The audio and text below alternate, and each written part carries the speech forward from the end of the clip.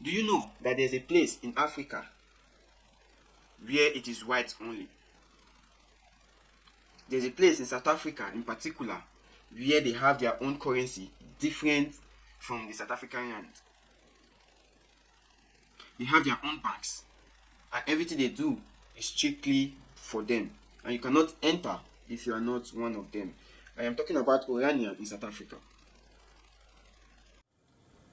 Welcome to Orania, a remote farming town in South Africa's Northern Cape.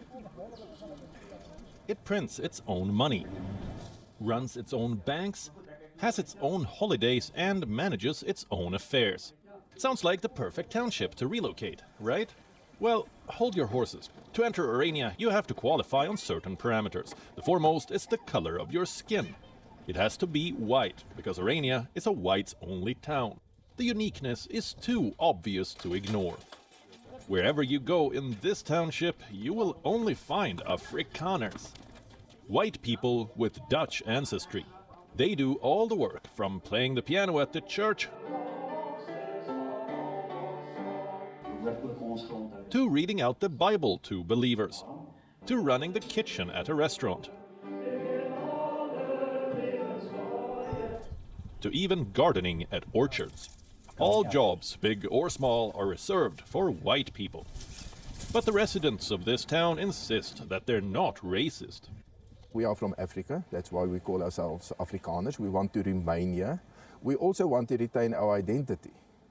Now, to retain one's identity is not a racist impulse. We wanted to retain our identity against the English or the British imperialism also, and they're even whiter than we are, much whiter. Orania is often dubbed as the last outpost of apartheid, a system of institutionalized racial segregation. South Africa abolished apartheid in the 1990s. So you see, the criteria to enter, you have to be a white person or a white African. So still in these modern days, we still have, areas across Africa where it is white only.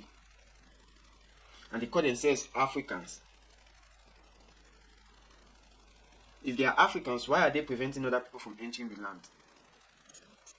Because you have to be a white African to enter into this territory in an African soil. And knowing the fact that the natives of South Africa were predominantly black, dark skinned. It's shocking and heartbreaking, because also in South Africa there are also segregations where you have the white communities and also the black communities, so it's not something new. That South Africa has been a state of division, amongst the whites and the native South Africans who claim to be South Africans, and then creating a division between where they live and how the South Africans truly live. Now this is a common boundary between the white rich neighborhood and the South African indigenous neighborhood. The difference is very clear.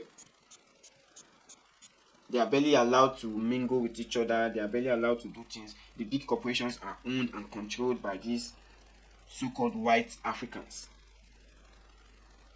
So it is heartbreaking in this modern time to see such a segregation, and all these things still going on in Africa. I don't know, what are your thoughts? Leave it at the comment section.